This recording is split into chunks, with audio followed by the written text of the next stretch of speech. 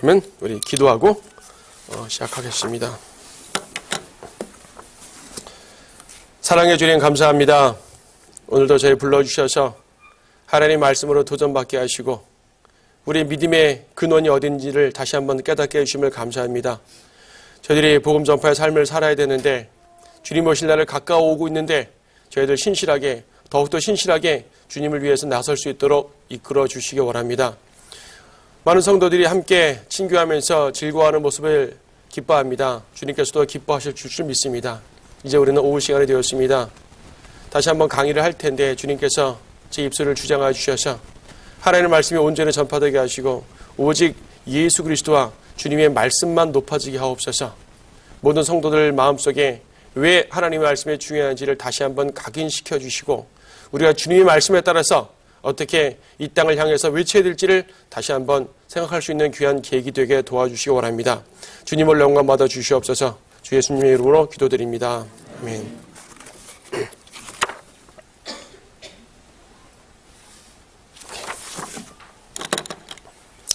먼저 우리 하나님 말씀 하나 읽고 시작하죠. 베드로후서 1장 19절 말씀입니다.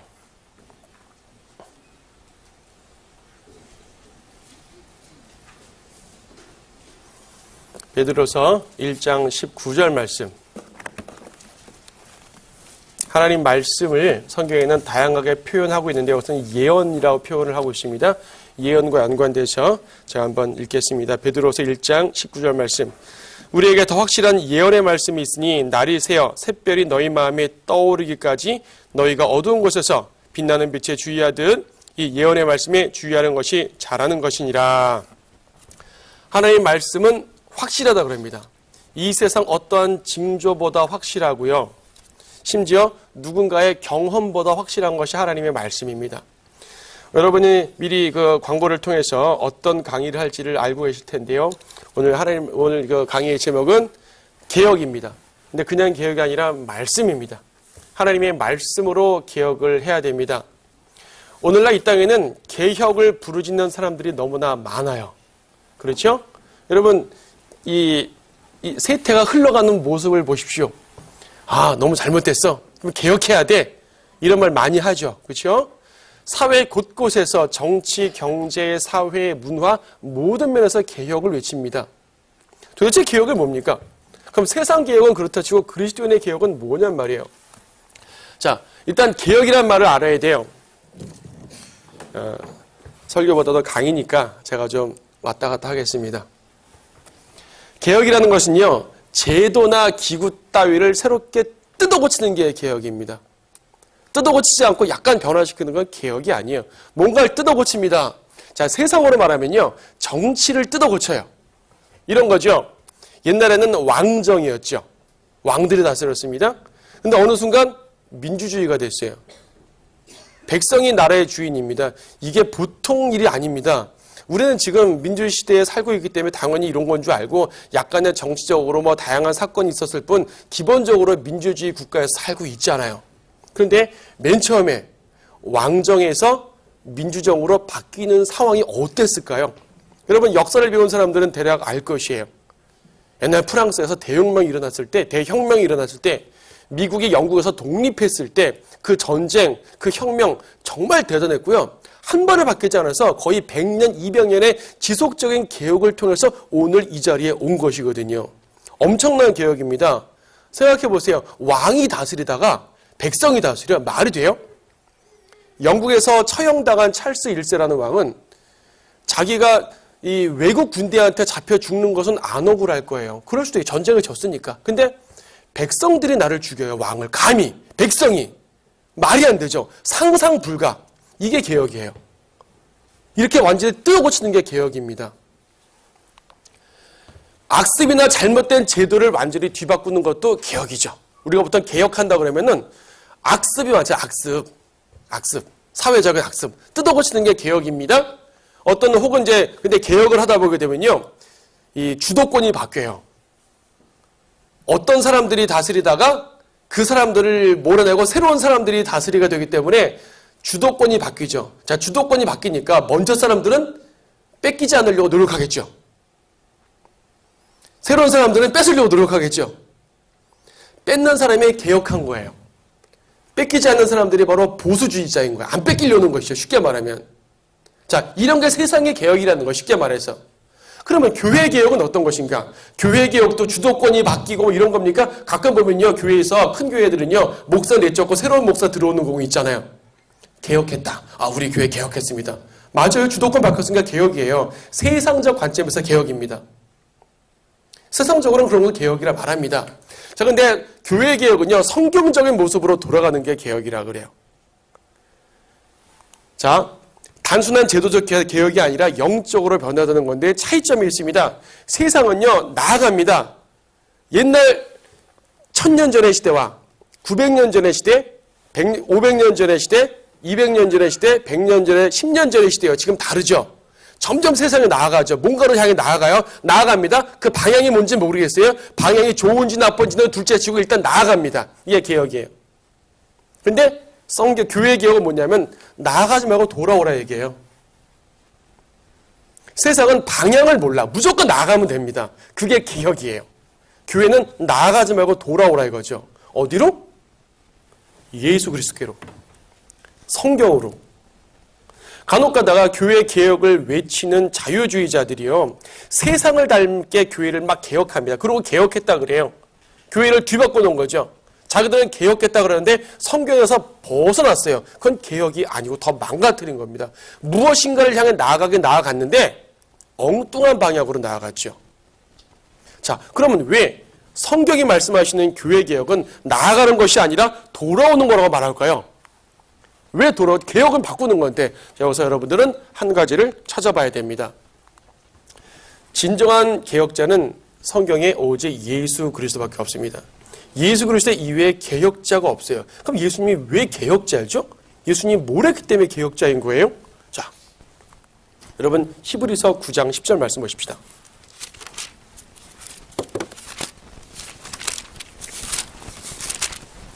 히브리서 9장 10절 말씀 보면요, 이런 말씀이 있죠? 이 예배는 오직 먹는 것과 마시는 것, 여러 가지 씻는 것과 육신의 율례들에 근거한 것으로 이것들은 개혁의 때까지만 부과된 것이로다. 예수님께서 무엇인가를 개혁했대요. 그리고 그 개혁의 때까지만 부과된 것이로다. 히브리서 9장을 쭉 보게 되면 무슨 말인가 하니, 구약의 예배라는 율례예요. 구약은 어떻게 예배드렸습니까? 동물을 잡아서 예배드렸죠. 여러 가지 율례를 행했죠. 자, 구약의 율례입니다. 근데요, 예수님의 십자가로 모든 게 뒤바뀌었어요. 제도가 바뀌어버렸어요. 구약에서 신약으로 바뀌었죠? 그렇죠? 십자가로 구약의 율례가 바뀌어버렸습니다. 구속, 경륜, 종교제도, 구약의 종교제도는 누가 있습니까? 제사장이죠. 구약은 제사장 중심의 종교입니다. 신약은 누구 중심의 교회인가요? 그러면 구약 제사장이니까 신약은 제사장에 상응하는 목사 중심의 교회다? 아닙니다. 신약은 회중 중심의 교회예요.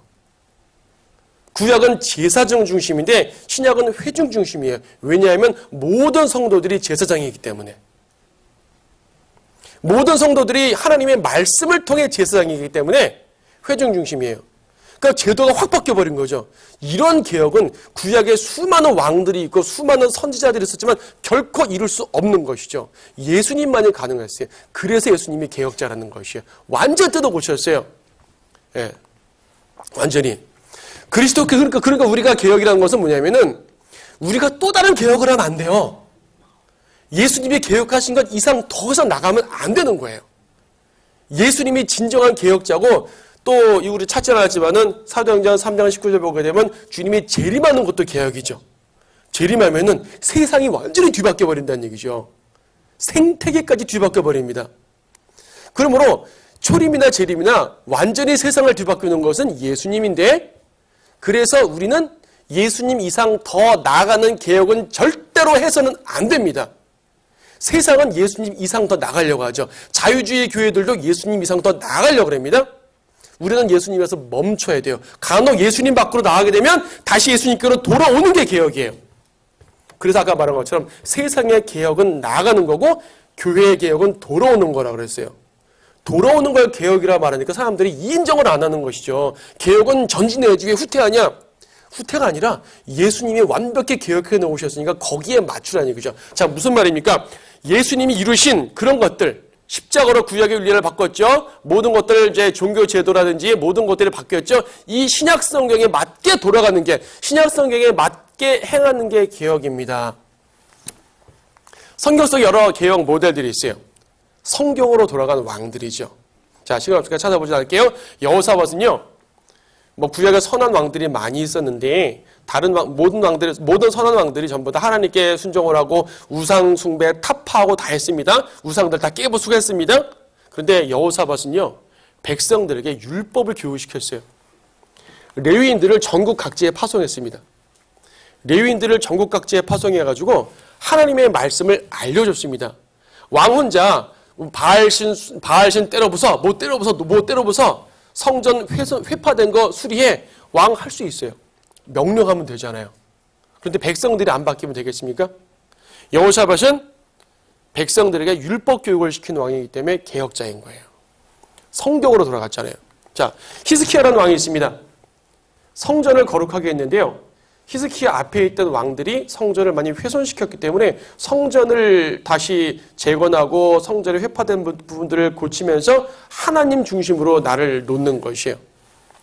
히스키야도 많은 업적이었지만 지금 업적을 다 다루는 시간이 아니니까 요시야라는 왕이 있습니다. 이거 하나 찾아봐야 됩니다. 요시야라는 왕은요, 역대기야 34장 4절 말씀 보십시오.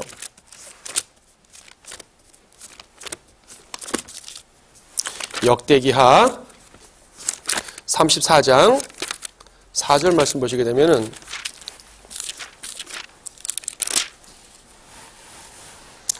백성이 왕 앞에서 바알들의 제단을 부수고 제단들 위에 높이 있는 형상들을 찍어내렸으며 아세라들과 새긴 형상들과 부어 만든 형상들을 산산에 부수어 가루로 만들고 그들에게 제사 지냈던 자들의 무덤들 위에 뿌렸다 그러는데요. 이 요시야가 바알의 제단들을 부수고라고 묘사되지 않고 백성이 왕 앞에서 제단들을 부쉈다고 말합니다. 왕 혼자 개혁하면 소용이 없습니다. 왕 혼자 아무리 개혁해도 하나님께 쓰임받는 위대한 지도자가 나타났어요. 지도자가 아무리 위대한이라도 백성들이 움직이지 않으면 소용이 없습니다. 진정한 개혁은 백성들로부터 이끌어내야 되는 것이에요. 지도자 혼자 슈퍼스타처럼 하는 거 아무 소용 없습니다. 설사 지도자가 슈퍼스타급 아니어도 관계없어요. 지도자가 조용해도 돼요. 백성들 스스로 움직이게만 만들면 그게 개혁자인 거예요. 게다가 요시야는 성전을 수리하는 과정에서 성전에서 잃어버린 율법책을 발견합니다. 신명기 한 부분인데요. 율법책을 발견해 보니까 하나님 말씀이 나를 책망하고 있거든요. 우리 나라를 책망하고 있거든요. 말씀 앞에 엎드렸습니다. 항상 말씀이 개혁의 중심이에요. 자, 한 명의 개혁자를 소개하려고 합니다. 누굴까요? 누구 같습니까? 왕은 아니네요. 보니까 서기관이고 제사장이랍니다. 보통 구약의 개혁자 그러면 왕들 얘기하는데 선지자도 아니고 왕도 아니에요. 누굴까요? 에스라입니다. 에스라. 자, 에스라는요, 지금 다 찾을 수 없으니까 에스라서에 보게 되면 유다 왕국이 바빌론 포로 잡혀간 다음에 70년이 지나서 다시 돌아옵니다. 그렇죠? 돌아와서 일부는 먼저 성전을 지었어요. 회파된 성전을 지었는데 에스라는 성전에 지어진 다음에 돌아옵니다. 성전에 지어진 다음에 백성들이 우왕좌왕, 영적으로 우왕좌왕할 때 하나님 말씀으로서 율법을 가르치면서 이렇게 경배해 드려야 돼 하고 말씀 중심으로 가르칩니다. 이랬더니 어떤 일이 벌어졌냐면요. 에스라 10장 6절 말씀 보세요. 에스라 10장. 에스라가 한참 개혁하는데 백성들이 큰 죄를 짓습니다. 막 이방인과 결혼하거든요. 이방인과 결혼하고 하니까 개혁이 지장이 됐습니다. 그래서 에스라가 자기 왕도 아니고 이 정치적인 지도자가 아니니까 함부로 백성들을 이렇게 이 책망도 못하고 백성들을 이렇게 형벌도 못 줘요. 잡아가둘 수도 없어요. 이 사람은 정치적 권한이 없어요. 그래서 에스라가 낙담에 앉아있으면서 혼자 기도합니다. 눈물 흘리며 기도합니다. 그랬더니 10장 1절에 보니까 에스라가 하나님의 전 앞에서 울며 엎드려 기도하고 자백하자 이스라엘에서 남녀와 어린아이의 심히 큰 무리가 그에게 모여들었으며 백성이 심히 통곡하더라 그랬습니다. 백성들이 심히 통곡해요. 백성들이 스스로 움직이게 된 겁니다. 백성들이 스스로 움직였어요. 가지고 보니까 이 4절 보니까요. 일어나소서 이 일이 당신께 속하였나이다. 우리도 당신과 함께하리니 용기를 내어 그 일을 행하소서. 오히려 지도자가 낙심해 있는데 백성들이 용기를 줍니다. 백성들의 마음을 감동시켰던 개혁자인 것이 겸손한 모습으로 하나님 말씀만 추구하는 모습으로 했던 그런 개혁자입니다. 우리가 보통 알기로는 적어도 개혁자쯤 되면 뭐 우상들을 다 타파하고 무너뜨리고 소리치고 막 형벌 주고 아니에요. 하나님께 기도했는데 백성들이 움직여서 자기들의 죄악들을 자백하는 이런 일을 이뤘습니다. 그래서요. 느헤미야서에 보게 되면은 에스라랑 느헤미야가 있죠. 느헤미야는 에스라보다 한 10몇 년 뒤에 옵니다. 한참 뒤에 와요. 느헤미야는 선지자가 아닙니다. 제사장도 아닙니다. 느헤미야는 총독, 즉 그 땅의 왕과 같은 정치 지도자로 와요. 느헤미야 때도 백성들은 죄를 짓죠. 그러니까 느헤미야가 어떻게 하면 백성을 막 형벌 주는 거예요. 심지어 때리고 수염 뽑고 막 때리고 이랬어요. 느헤미야는. 죄진 백성들에게 느헤미야는 그 백성의 수염 뽑고 뺨을 때렸는데 에스라는 자기 수염 뽑고 자기 옷을 찢었어요. 차이가 달라요. 느헤미야는요. 예루살렘의 성곽이 다 훼손됐는데 예루살렘의 성곽을 복원시킨 사람이에요. 성곽을 복원시키는 과정에서 이방인들이 막 방해하니까 한 손에는 망치 들어 한 손에는 칼을 차 이방인들 오면 때려잡아 싸우면서 공사하자라고 주장했어요. 아주 강력한 지도자였어요. 그래서 사람들은 느헤미야를 개혁자로 보고 에스라를 개혁자로 보지 않아요. 강력하게 하니까 느헤미야가 개혁자인 줄 아는 거예요. 물론 느헤미야도 개혁자입니다. 하지만 느헤미야가 정치적으로 백성들의 잘못된 것들을 막 바로잡고 또 이렇게 이 군사적인 준비도 하고 이방인들로부터 방어도 하고 성벽도 짓고 하는 사이에 정작 말씀으로 율법을 강론한 사람은 에스라였어요. 느헤미야서 8장에도 에스라는 느헤미야를 도와서 말씀을 읽고 말씀을 가르치고 백성들을 말씀으로 교육시키는 것이에요. 말씀이 없으면 개혁이 안 돼요. 만약에 에스라가 없이 느헤미야만 있었다? 절대 개혁 안 됩니다. 에스라가 있었으니까 개혁이 가능한 것이에요. 느헤미야는 말씀으로 하는 사람이 아니라 다스리는 사람이고 강력한 지도자였죠. 에스라는 말씀으로 거기에 파 들어간 거죠. 자, 뭐가 더 강하죠? 겉보기엔 느헤미야가 훨씬 강합니다. 하지만 속으로 볼 때는 에스라가 있었기 때문에 이것이 이루어질 수 있었던 것이에요. 자, 제가 서두에 왜 이런 말을 두냐면은 하나님 말씀의 중요성을 강조하기 위함입니다. 느헤미야는 제도를 개혁한 사람이에요. 근데 에스라는 말씀으로 돌아가게 한 사람이죠. 자, 교회사에서 개혁자들이 있어요. 자, 오늘 주제가 개혁입니다. 평상시에 개혁에 대해 생각도 안 하시고 뭐 개혁 있으나 마나 별로 중요하게 생각하지 않은 분들은 갑자기 개혁 웬 말이 할지 모르지만 이것이 여러분들 안에서 살아 역사해야 돼요. 이 세상이 잘못된 것, 사실 세상 잘못된 것은 우리가 관심이 없어요. 교회가 잘못된 게 관심이죠. 하나님의 말씀을 모신다는 하나님의 성도들이 모인다는 교회가 엉뚱하게 가고 있을 때 우리는 어떠한 입장을 가져야 되느냐가 더 중요한 것입니다. 자, 교회사, 우리가 보통 종교개혁이라고 그러죠. 종교개혁자들. 종교개혁자들 아는 사람 누구죠? 일단 루터. 루터인 거 아시죠? 네, 루터에. 이렇게 생기셨어요. 좀 뚱뚱하시죠? 뭐 루터에 대해서 말하려면 한이 없지만은 루터가 궁극적으로 한 게 뭐냐면은 로마 카톨릭으로서 분리했어요. 사실 로마 카톨릭과 반대되는 교회는 항상 있었어요. 우리 침례교도. 침례교도는요, 로마 카톨릭과 관계없이 항상 박해를 받으면서도 계속 있어 왔어요. 근데 침례교도는 한 번도 세력의 중심에 서본 적이 없어요. 지금까지도 마찬가지예요. 그런데 종교개혁자들은 세력의 중심에 섰습니다. 자, 근데 중요한 건 루터가 성경 번역했죠. 이 부분 좀 이따 다시 한번 강조합니다. 칼빈은요, 우리가 보통 장로교라 그러죠. 장로교는 칼빈의 후예들입니다. 모두. 우리나라 교파 중에 제일 센 교파가 어디예요? 장로교죠. 장로교 칼빈의 후예들이 많아요. 장로교가 제일 세다 보니까 교단도 장로교 이름을 건 교단이 또 수백 개 나뉘어져 있잖아요. 어쨌든 장로교. 모두가 칼빈을 추종하고 그들 스스로가 우리는 칼빈의 후예라고 말하는 사람들입니다. 기독과 강요라는 나름대로 멋진 책을 썼어요. 자, 치빙글이라는 사람도 있는데 스위스 개혁자입니다. 이 사람은 역시 스위스의 개혁적인 교회 국가를 세웠어요. 저는 카톨릭 국가들인데 이제 개신교 국가가 된 거예요. 자, 공통점이 뭐죠? 로마 카톨릭에서 분리된 세력, 장로교라는 세력, 개혁교회 국가라는 세력을 형성한 것이에요. 세력을 형성한 사람들을 우리는 보통 종교개혁자라고 말합니다. 자, 뭐 어려운 말인데 그냥 무시하고요. 루터가 종교개혁을 막 하니까 루터 혼자 한 게 아니라 루터는 사실 백성들이 아니라 귀족들의 지지를 얻었습니다. 귀족들의 정치적인 지지를 얻다 보니까 루터를 지지한 귀족과 루터를 반대한 귀족이 있잖아요. 싸웠어요. 전쟁. 독일에서 전쟁을 했습니다. 슈말칼텐 전쟁이라 그러는데 전쟁이 끝난 다음에 우리 서로 평화협상하자. 화이란 얘기는 평화협상이란 말이에요. 평화협상. 평화협상 때 어떤 일이 벌어졌냐면은 오케이. 루터교 인정해줄게. 전에는 루터교 인정 안 했거든요. 카톨릭만이 종교고 다른 종교는 무조건 이단이었어요. 근데 루터교를 이단이 아니라 정식 종교로 인정해 줄게. 대신 모든 사람이 루터교 믿으면 안 되고 귀족들만 믿을 수 있어요. 그 각 지방의 영주들만 믿어요. 백성들은 뭐예요? 자, 어떤 A라는 지역에서 영주가 카톨릭이에요. 근데 그 백성은 루터교예요. 안 돼요. 절대 안 돼요.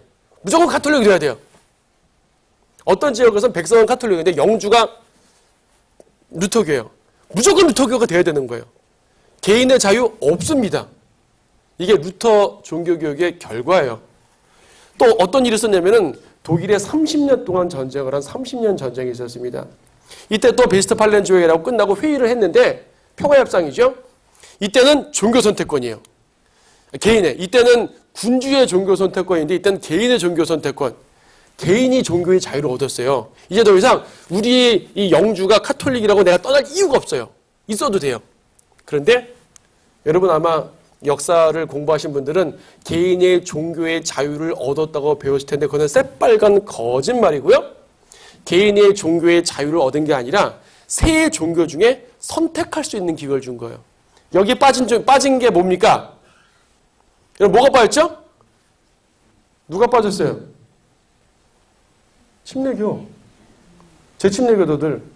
제침례교는 해당 안 됩니다. 제침례교는 여전히 이단이에요. 루터교, 장로교, 카톨릭만 믿어야 되는 거예요. 종교의 자유를 준 것이 아니라 셋 중에서 선택해라는 거죠. 이건 무엇을 말하냐면은 새로운 종교가 생겼단 말이지 교회가 개혁했단 말이 아닙니다. 종교개혁이라는 것은요. 결과적으로 유럽의 종교 지형을 바꿨어요. 원래는 카톨릭만 다 전 세계가 유럽이 전 세계니까 당시에 전 세계가 카톨릭이었는데 카톨릭이 뚝 잘라버린 거예요. 잘라진 것이죠. 그리고 이 새로운 종파가 형성된 거예요. 카톨릭이라는 잘못된 교회가 개혁된 게 아니라 새로운 종파가 생긴 거예요. 그냥. 이걸 우리는 종교개혁이란 말이에요. 종교개혁 영어로 리포메이션 그러는데 아까 히브리서에서 예수님을 개혁했다라 그랬죠. 그 리포메이션을 말하는 것이에요. 개혁. 새롭게 바뀌었습니다. 그냥 유럽의 정치 종교가 바뀐 거예요. 전에는 카톨릭이 주도권 세력이었는데 이제는 개신교가 주도권 세력으로 바뀌었어요. 교회가 개혁된 게 아닙니다. 그럼에도 불구하고 우리는 여기에서 중요한 사실을 보는데 그것이 바로 성경입니다. 루터가 1534년에 독일어로 성경을 번역합니다. 루터 종교개혁의 커다란 업적 중 하나인데요. 개혁자들은 비록 세력을 얻었고 여러 가지로 잘못했지만 하나 잘한 게 있어요. 그들은 모두 동일하게 오직 성경으로를 외쳤습니다. 루터, 칼빈 그 어느 개혁자도 성경으로를 외치지 않은 개혁자가 없습니다. 심지어 그들은요. 자기들이 잘못 아는 거. 그들은 전부 다 무천년주의자였어요. 그들은 전부 다 유아세를 주장했습니다. 하지만 자기들이 잘못 주장한 것마저도 성경으로 증명하려고 했었어요. 이거는 카톨릭 때는 상상도 못하던 일입니다. 카톨릭 시대에는요. 성경으로 증명 그런 거 왜 해? 그냥 교황이 지침 내려주면 다 믿으면 돼요. 그냥. 신부님이 지시해주면 다 믿으면 돼요. 그런데 개신교에서는 비록 잘못된 교리를 주장할지언정 성경을 확인하고 찾아보는 노력을 했다는 것이죠. 이게 중요합니다. 비록 부분적으로는 틀린 게 많지만 성경으로 찾으려는 그 자세, 여기서 종교개혁이 진짜 종교개혁이 시작하는 겁니다. 마틴 루터가 성경을 번역했는데 성경 번역할 때는 매우 중요한 것이 뭐냐면 성경을 성직자들에게서 빼앗아 백성들에게 준 것이에요. 자, 묻겠습니다. 성경의 주인은 누굴까요? 성경 번역자, 성경 해석자, 일반 백성. 누가 성경의 주인입니까? 물론 하나님이 주인인데 하나님은 일단 당연하니까 빼놓고 이 객체만 말할 때 말하는 겁니다. 성경의 주인이 누굽니까? 번역자, 해석자, 일반 성도들. 일반 성도들이 성경의 주체입니다. 성경 해석자들에게서 성경을 뺏어서 백성들에게 준 것이에요. 이 말은 뭐냐면 여러분 모두 성경을 읽고 해석할 수 있습니다. 그 말이에요. 여러분 모두 성경에서 직접 하나님의 말씀을 들을 수 있습니다. 이거예요. 전에 어땠냐면은 해석자가 해석해 준 대로만 믿어야 됐습니다.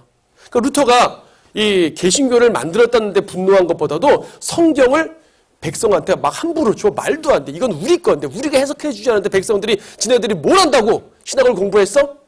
헬라어 알아? 라틴어 알아? 반대한 것이죠. 루터는 나 라틴어 몰라도 돼요. 헬라어 몰라도 돼요. 독일어만 알면 돼요. 루터 독일 사람이니까. 독일어만 알면 누구나 하나님의 말씀 읽고 깨닫고 묵상하고 설교할 수 있다 이거죠. 루터가 한 말이 있습니다. 세상 사람들은 자기 엄마에게서 혹은 거리에서 언어를 배운다. 나는 시장에서 쓰는 언어로 성경을 번역하고 싶었다.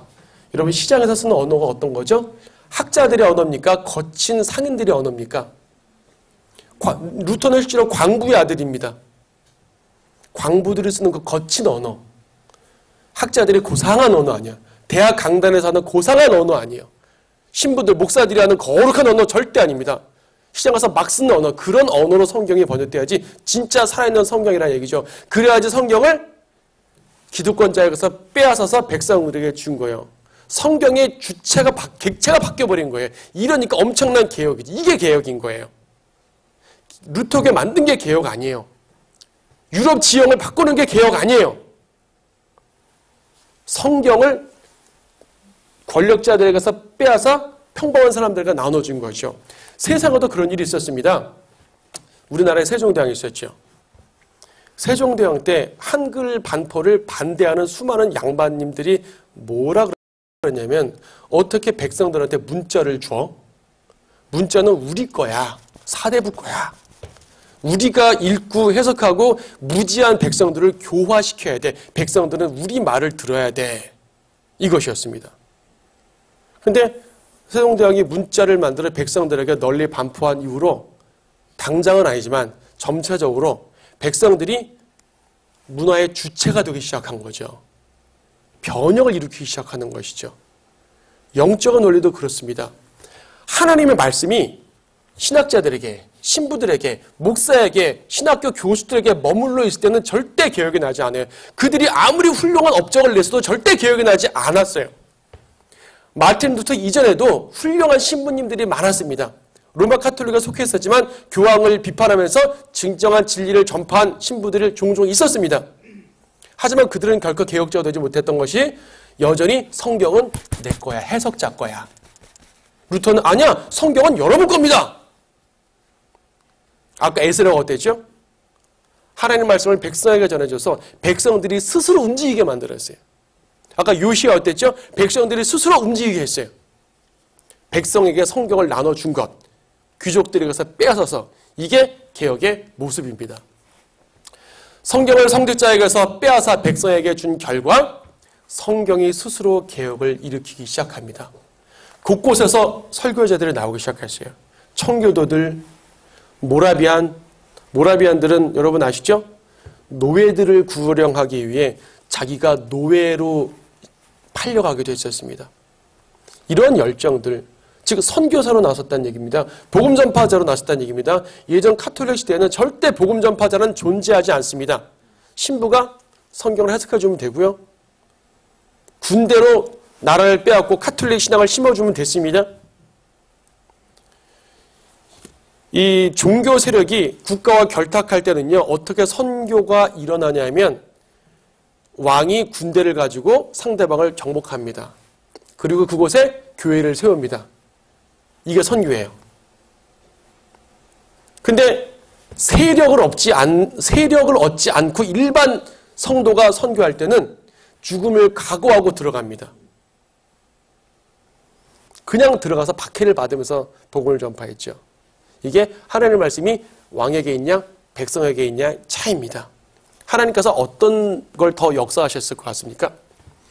그래서요, 실제로 대각성운동을 했고요, 평신도 성경 공부에 있었고요, 요한 웨슬레이 시대에는요, 탄광에서 광부들이 이제 쉬는 시간에 점심 먹을 때 때로는 밖에 안 나오고 갱도에서 먹거든요.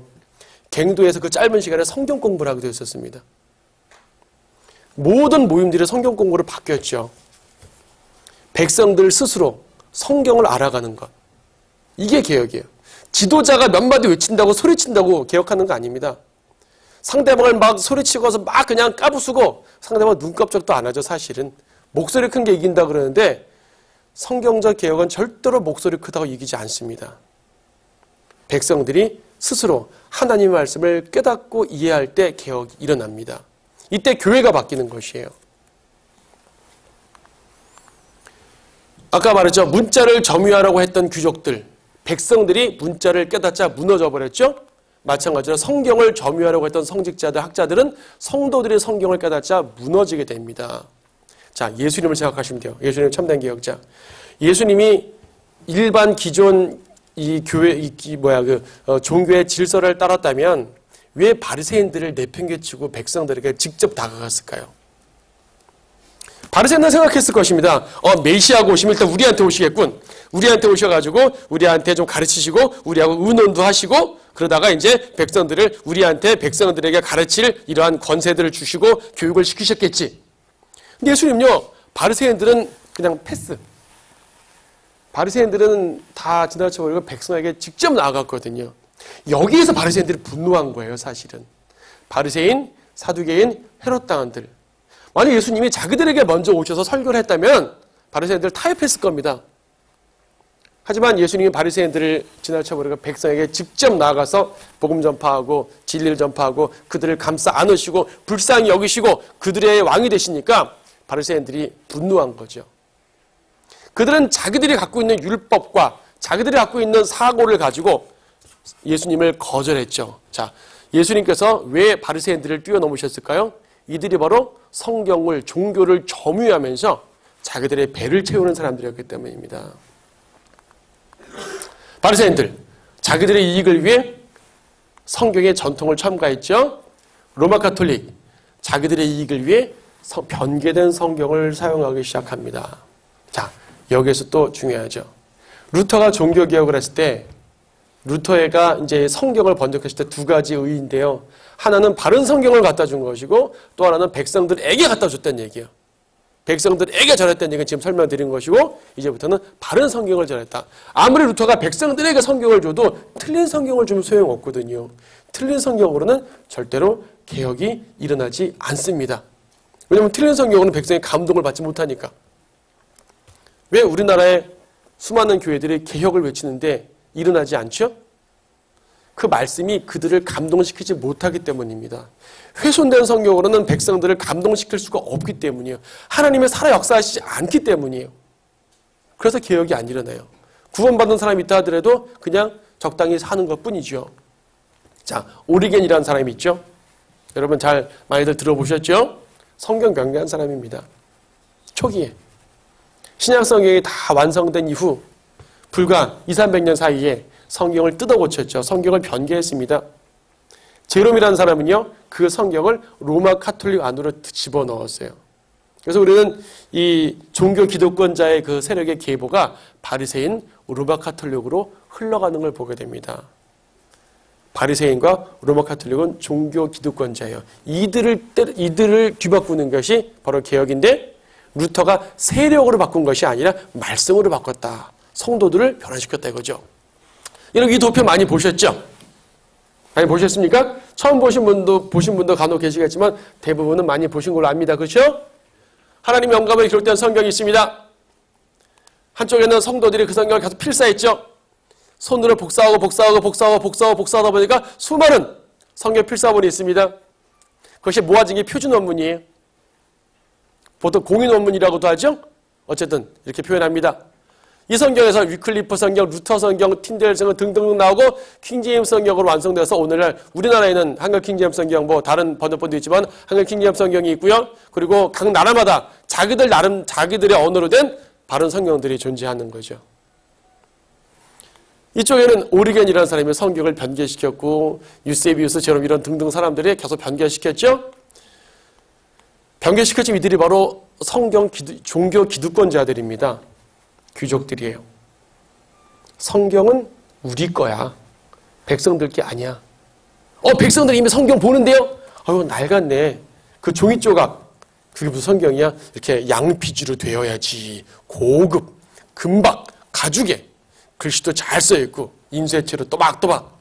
아이고, 저거 성경에 종이자에 대충 갈겨난 저거 무슨 성경이야? 성경의 외형과 이런 걸 통해서 자기들이 성경은 우리 거야 라고 말한 사람들입니다. 이런 성경들이 버젓도 나왔어요. 웨스크트 홀트라는 사람들이 성경을 이제 직접적으로 근대에 변개시켜서 RV, NIV, NASB 등등 우리나라의 개혁성경, 개정판, 개혁개정판 등등 또 많은 성경들이 있죠. 예. 성경이 이렇게 변개됐습니다. 보존됐습니다.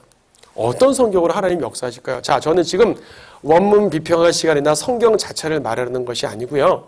성경 자체를 말하면 한이 없잖아요. 짧은 시간에 다 못하죠?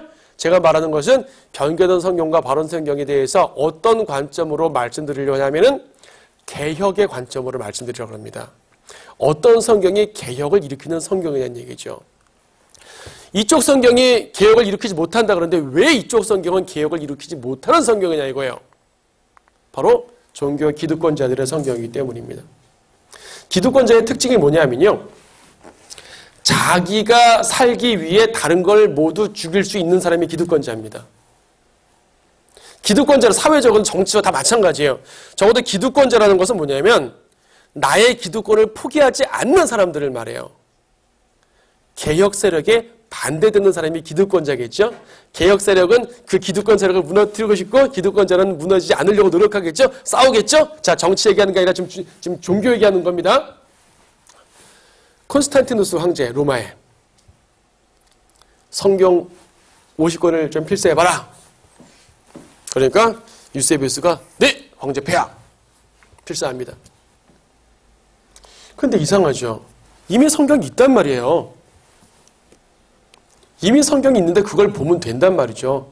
백성들, 그리스도인들, 콘스탄틴도 어쨌든 간에 자기가 기독교인이 됐다고 선언했기 때문에 그 기독교인들의 성을 데려다가 성경을 보면 돼요. 근데 한번 잘 만들어 봐. 저들의 성경, 아유, 너무 유치해.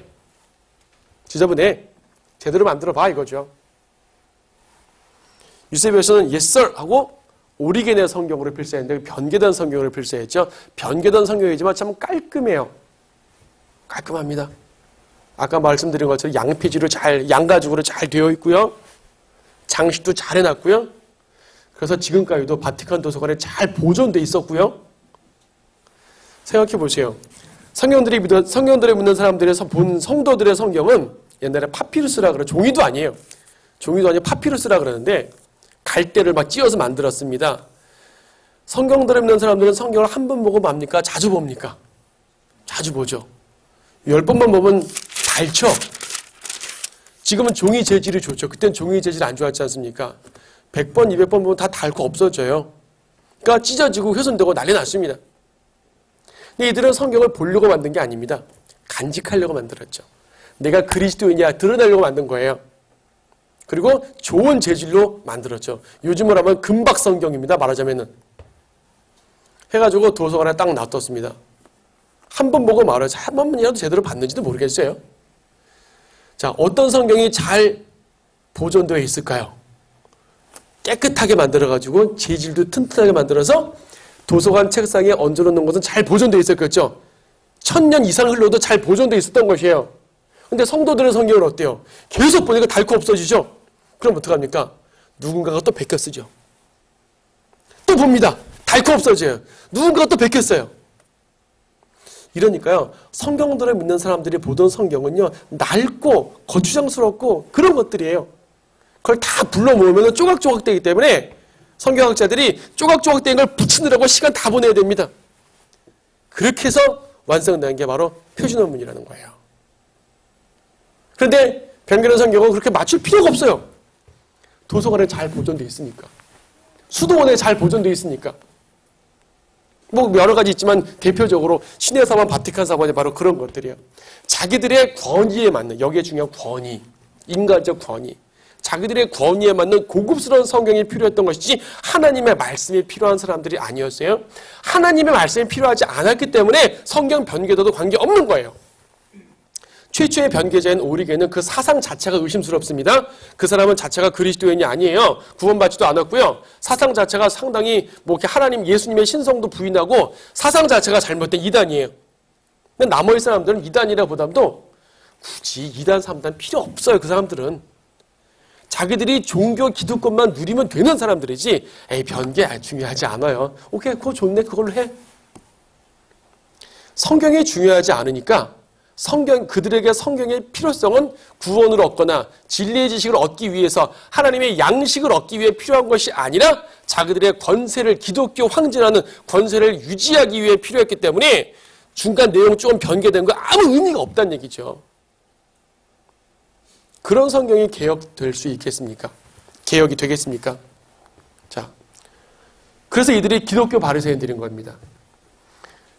아까 바리새인 있었고 또 카톨릭이 그 바리새인의 계보를 이었다 그러는데 오늘날은 카톨릭보다도 개신교입니다. 개신교의 수많은 학자들, 이들이 바로 바리새인들의 계보를 이었습니다. 그들은 자기들의 종교적 권세만 유지된다면 까짓거 성경적인 변개돼도 아무 문제가 없습니다. 자기들의 종교적 권세가 이어지려면요, 기본적인 교리만 맞으면 돼요. 그래, 삼위일체 믿어야지 당연히. 당연히 예수님 믿어야지. 교회 직제가 있어야지. 장로, 권사, 좋죠. 새벽기도 하고 차려기도 하고 우리가 종교인이란 걸 보여줄 만큼 열심히 누리기도 하고 열심히 하기도 하고.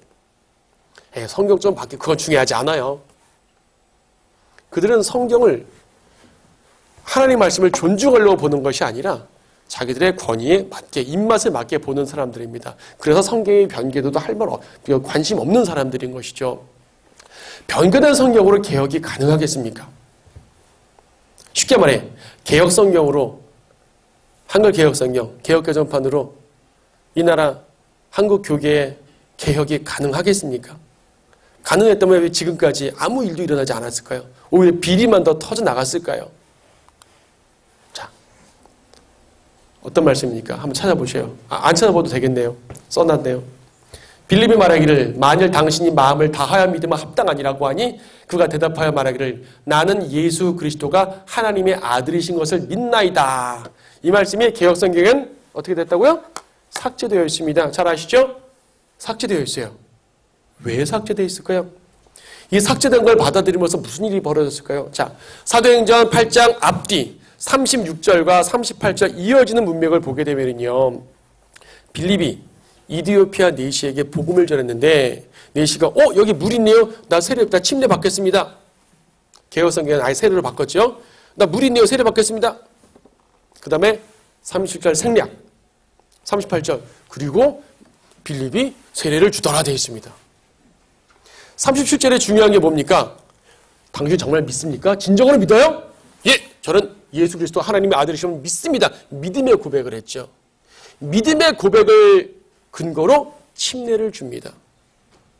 그런데 이게 빠지면 믿음의 고백이 없이 그냥 침례든 세례든 줘가지고 교인 만드는 거죠. 뭐죠?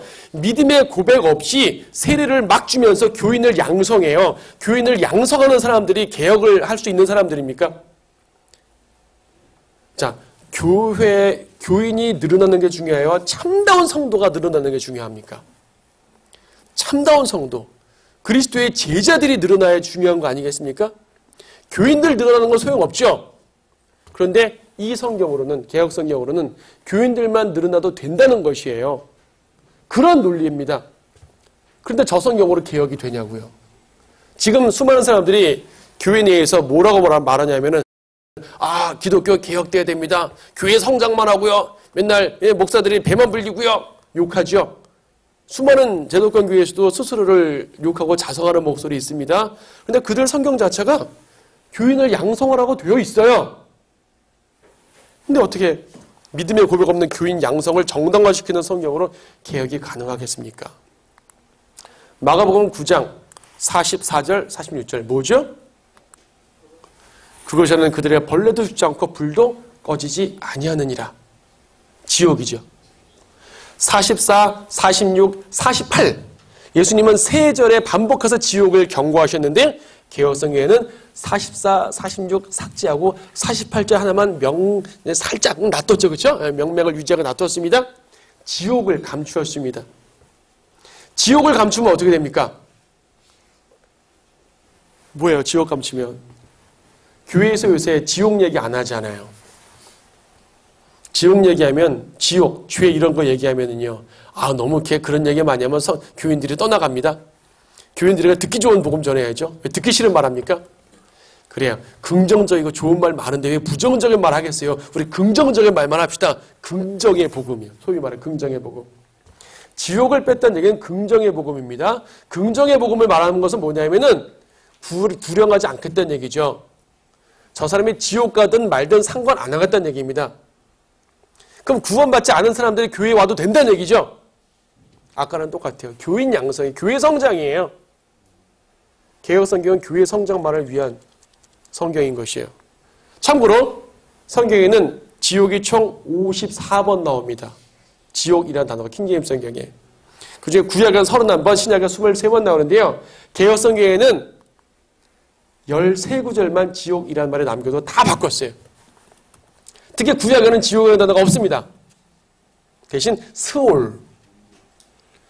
스올은 히브리어인데요. 번역하기 싫으니까 음역으로 놔둔 거예요, 그냥. 히브리어로 놔둔 거죠. 번역을 안 한 거죠. 지옥이라는 말 하게 되면 사람들이 싫어하니까. 처음에 이렇게 번역한 사람들은 지옥을 믿지 않는 사람들이죠. 여호와 증인 같은 사람들이 이제 변개시킨 것이에요. 변개는 성경으로 개혁을 이룰 수가 없습니다. 베드로전서 2장 2절에 어떤 말씀입니까? 갓난 아기들로서 순수한 말씀의 젖을 사모하라. 이는 너희가 그것으로 인하여 자라게 하려 함이라. 그것이 뭐예요? 말씀을 젖이라 그랬네요. 말씀으로 자란다 합니다. 말씀으로 자라는 겁니다. 구원받은 성도가 아기가 젖을 먹고 자라듯이 말씀으로 자랍니다. 근데 개혁성경에는 뭐라고 되어 있습니까? 구원에 이르도록 이란 말 첨가됐어요. 이는 너희가 그것으로 인하여 구원에 이르도록 자라게 하려 함이라.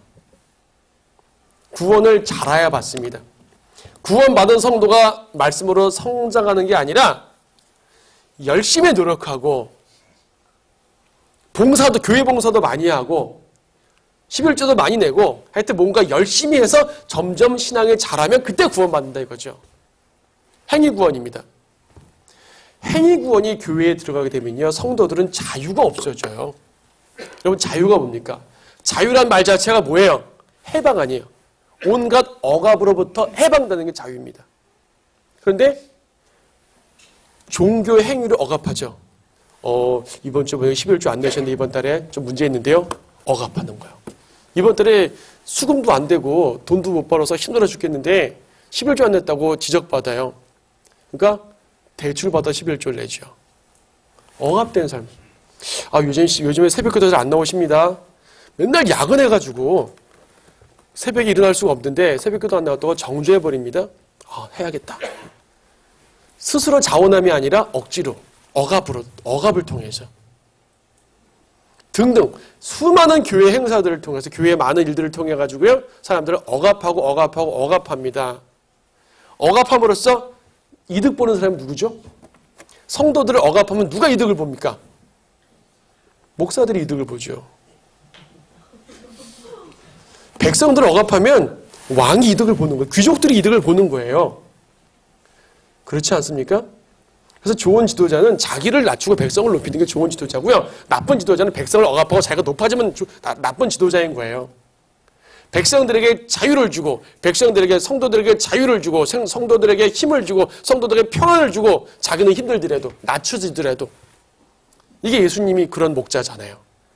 예수님은 자기를 희생시켜서 백성들을 세워주신 목자인데 오늘날 소위 목자라는 사람들은 백성들을 억압하여 자기들이 이득을 봅니다. 개혁 성경이 그걸 조장하고 있는 성경이라는 얘기죠.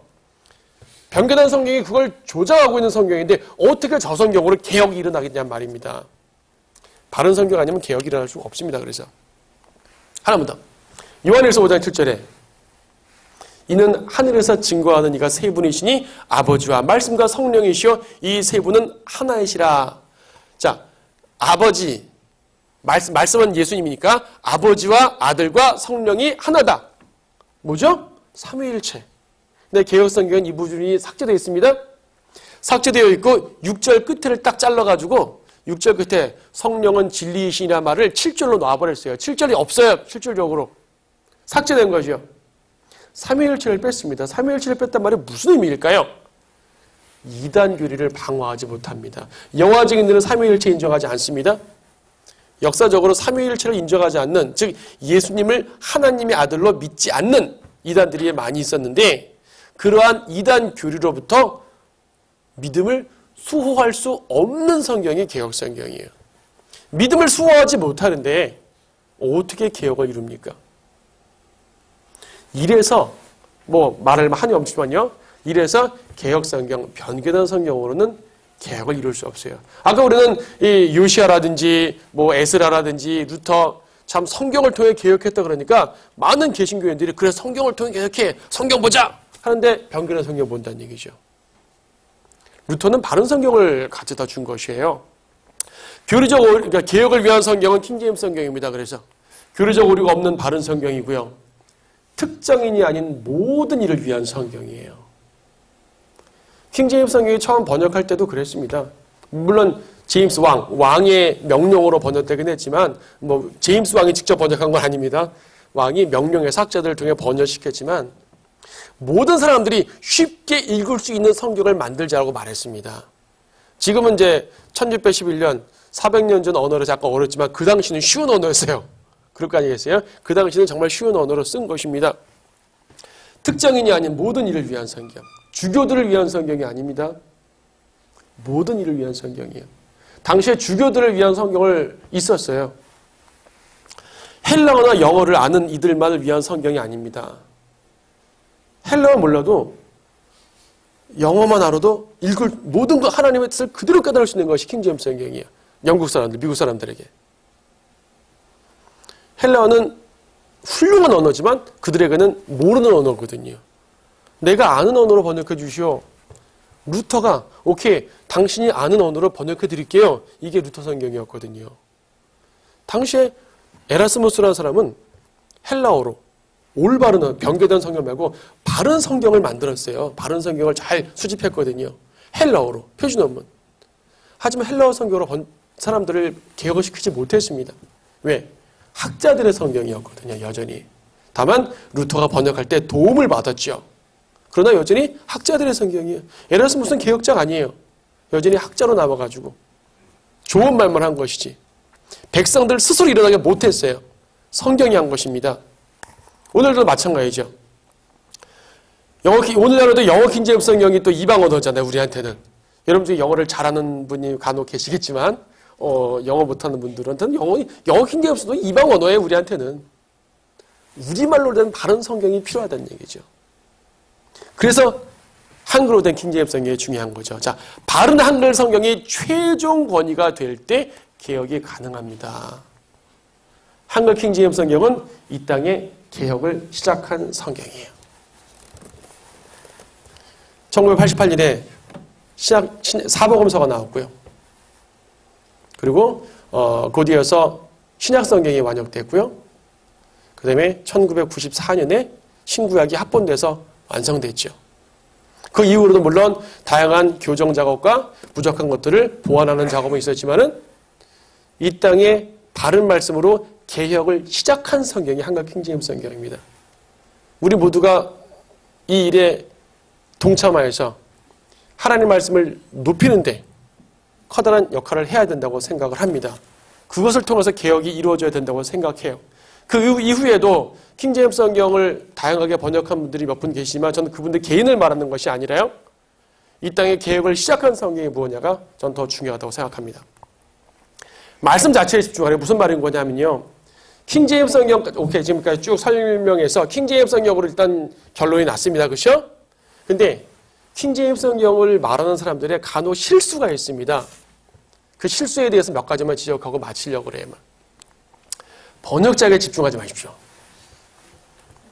왜 이 말을 드리냐면은 한글 킹제임스 성경을 떠나서 킹제임스 성경을 다르게 번역하신 분들이 몇 분 일단 이제 다른 성경들이 있죠. 같은 킹제임스 계열이지만 한글 킹제임스가 아닌 다른 킹제임스가 있잖아요. 그렇죠? 처음부터 그걸 보신 분도 있지만은 많은 분들이 한글 킹제임스 성경을 떠나서 그리로 갔거든요. 그 이유 중에 하나 뭐냐면 번역자에 대해 실망해서 한 것이에요. 성경은 좋은데 번역자가 왜 이렇게 마음에 안 들지? 그들의 마음은 10분 이해가 가지만 성경과 번역자를 일치시켰기 때문에 그런 결론이 나는 겁니다. 킹제임스 성경을 말할 때 여러분 제임스 왕이 중요한 거예요? 킹제임스 성경이 중요한 거예요? 성경이 중요한 거죠? 킹제임스 바이블이 중요한 거예요? 킹제임스 바이블이 중요한 거예요? 바이블이 중요한 거죠. 다만 킹제임스를 붙인 것은 다른 역본과 구분한 것이고 이제 1611년에 킹제임스 성경이 처음 나올 때는 당시는 그래도 이제 민주국가가 아니라 이제 그 왕정 시대였지 않습니까? 그리고 제임스 왕을 하나님이 쓰신 것도 맞고요. 그러다 보니까 당시 킹제임스 성경 초판에는 이 헌사라 그래가지고 제임스 왕에 대해 제임스 왕을 되게 높이는 서문이 있어요. 제임스 왕을 되게 높이는 서문입니다. 그건 당시적 사고입니다. 킹제임스 성경을 너무나 위대하게 취급하다 보니까 어떤 분들은 서문까지도 높이 취급하는 거예요. 아니에요. 그럴 필요 없습니다. 제임스 왕은 제임스 왕이에요. 그분이 정치적으로 잘한 것도 있고 못한 것도 있습니다. 제임스 왕을 좋아하는 사람이 제임스 왕 훌륭한 분이야. 나 킹제임스 성경 보겠어. 하다가 제임스 왕의 잘못된 걸 막 보고 나서 나쁜 사람이다. 이 성경 안 봐. 이러면 됩니까? 안 됩니까? 안 되잖아요. 한글 성경도 똑같은 논리란 말입니다. 번역자에 집중하지 마세요. 번역자는 도구. 필요 이상의 존경도 해서 안 되고요. 물론 하나님께서 쓰시는 그 부분에 대해서는 존경심을 가져야지만 내 말은 필요 이상의 존경하지 말라는 얘기죠. 비판할 수 있죠. 필요 이상의 비판하지 말라는 얘기죠. 비판하고 존경하는 건 자유인데 그것이 여러분의 성경을 보는데 영향을 끼쳐서는 안 된다는 얘기입니다. 성경은 우리 지난번 강의도 말씀드렸지만은요. 번역한 즉시 번역자 손을 떠나는 거예요.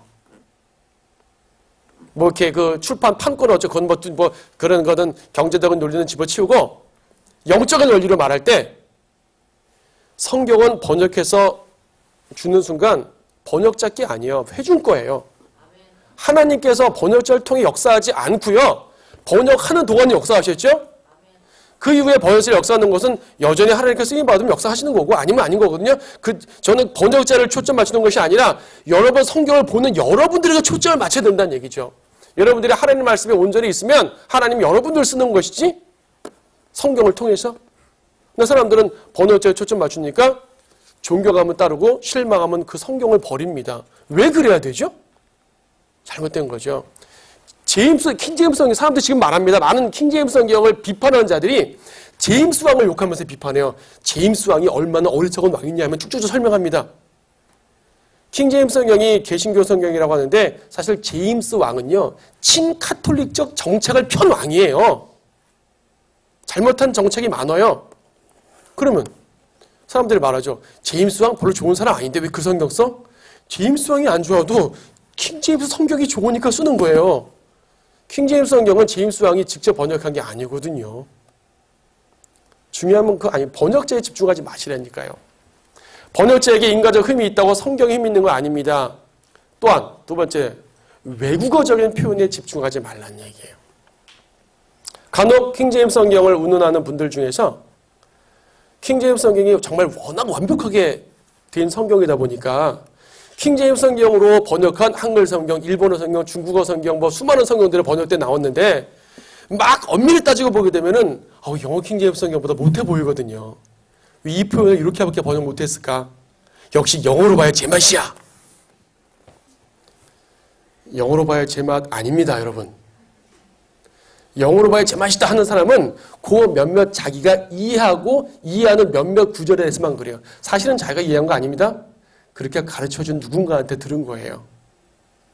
가르쳐준 누군가에 들어보니까 이 구절, 이 전치사, 이 단어 이렇게 번역돼야 되는데 정말 영어로 보니까 저 큰 은혜가 있군 이라고 하는데 그렇지 않습니다. 바벨탑 이후로 하나님께서는요, 각 나라 언어에 맞는 그 언어에 맞는 논리를 주셨어요. 영어는 서양 언어고 한국어는 동양 언어예요. 영어는 전문 용어로 영어는 분석어라고 그러고 한국어는 굴절어라 그래요. 영어는 전치사 중심이고 한국말은 조사 중심이거든요. 받아들이는 논리와 사람들의 머릿속을 체계 자체가 다릅니다. 적용하는 게 달라요. 받아들이는 정서가 다르고 두뇌 속에서 받아들이는 논리가 달라요. in 어쩌고, out 어쩌고, at 어쩌고. 그것 때문에 영어가 더 잘 번역됐으니까 역시 한글 성경은 아무리 잘 번역해봤자 그건 참조용일 뿐이야. 이렇게 생각한 사람은 자기한테 성경이 없는 겁니다.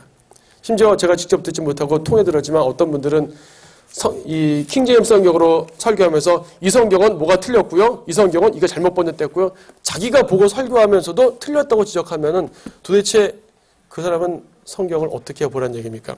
자기는 영어를 잘해서 볼 수 있지만 회중들은 안 돼요. 회중들의 성경을 뺏는 거예요. 회중들한테서 성경을 빼서 자기가 주도하자는 얘기거든요. 아까 뭐랬습니까? 성직자에게서 성경을 빼앗아 회중들에게 줘야지 개혁인데 회중들의 성경을 빼앗아서 성직자한테 갖다가 자기한테 집중을 시키는 거란 얘기죠. 안 됩니다. 잘못됐으면 정말 온전한 성경을 번역하면 돼요. 정말 못마땅하다면. 그러지 않고 자기 안에서 최종 권위가 없고 성도들에게서 최종 권위를 빼앗으면 곤란한데요. 이것이 개혁성경 보는 사람들한테는 이런 입장이 거의 없고요. 킹제임스 성경 보는 사람들한테 이런 입장이 가끔 나오는 게 문제예요. 왜 그럴까요? 너무나 말씀 사랑해서 그럴 수도 있겠죠. 역설적으로 그럴 수도 있겠습니다만은 그건 우리가 주의해야 될 부분입니다. 원어로 읽어 완벽하다. 절대 이 번역되지 않는 경전이 있는데 바로 코란이요. 이슬람교 코란. 지금 번역된 코란인데 그거는 참조용이고요. 참조용 코란 가지고 절대로 걔들 예배 안 드립니다. 걔들은 아랍어로 된 코란만 써요. 왜? 번역하면은 의미가 달라지기 때문에. 그렇게 생각합니다. 번역하면은 완벽하지 않아. 원어로 봐야 돼. 영어로 봐야 돼. 성경을 코란으로 만드는 거예요. 그렇지 않죠? 자, 그래서 맨 처음에 읽었던 구절을 읽고 마치겠습니다. 우리에게 더 확실한 예언의 말씀이 있으니 날이 새어 샛별이 너희 마음에 떠오르기까지 너희가 어두운 곳에서 빛나는 빛에 주의하듯이 이 예언의 말씀에 주의하는 것이 잘하는 것이라. 예언의 말씀. 하나님의 말씀은 예언의 말씀입니다. 예언이 뭐죠? 예언은요. 예언자, 선지자 같은 말인데요. 하나님의 말씀으로 책망하면서 예언하는 사람입니다. 모든 말들이 다 미래에 대한 예언은 아닐 수 있지만은 궁극적으로 예언이 돼요. 그래서 성경은 예언의 책입니다. 단순한 하나님의 말씀을 대언하는 책이 아니라 대언이란 말이 뭐냐면 대신 말한다 대언이에요. 하나님 말씀을 대신 말한다. 그래서 어떤 성경은 대언자로 번역됐잖아요. 자, 물론 대언은 대언이 돼. 그것은 궁극적 내용이 예언이에요. 예언. 하나님 말씀을 하나님 말씀으로 책망하며 예언을 하는 사람의 예언자인데 성경 자체가 예언자라는 얘기예요. 성경보다 확실한 예언자는 없어요. 성경보다 확실한 선지자는 없다는 얘기입니다. 그래서요, 우리가 지금까지 하나님의 말씀을 통해서 개혁을 해야 된다는 말씀을 드렸는데 평상시에 개혁에 대해서 별로 관심이 없는 분도 계실 수 있습니다만은 이 기회를 통해서 바른 말씀이 왜 중요한지, 왜 이 성경을 통해서만이 진정한 개혁을 이룰 수 있는지, 혹은 내가 지금까지는 개혁에 무관심했는데 이 잘못된 교계, 혼탁한 교회들을 보면서 하나님이 이 시대에 나를 이곳에 두신 이유가 무엇인지를 스스로에게 생각해보고 하나님 앞에 결단하고 헌신할 수 있는 그러한 성도들이 되어야 될 것입니다. 이것으로 마치겠습니다. 기도드리시겠습니다. 주 하나님 감사합니다. 부족한 종의 입술을 통해서 하나님의 말씀의 소중함을 한번 말씀드릴 수 있는 기회를 주시니 감사합니다. 정말로 부족한 종이지만은 오히려 그럴수록 하나님의 말씀만이 높아지시옵소서. 우리가 낮아질수록 주님의 말씀은 높아지고 주님의 말씀이 높아질수록 하나님의 역사는 일어납니다. 그런 모든 역사가 우리 가운데서 일어나기 원합니다. 우리 미약한 성도들, 세상에 볼 때는 아무것도 아닌 성도들이지만은 하나님의 말씀을 간직하고 예언의 말씀을 간직하여서 우리 속에서 자라게 함으로써 주님의 위대한 역사가 일어나게 도와주시옵소서. 주 예수 그리스도의 이름으로 기도드립니다. 아멘.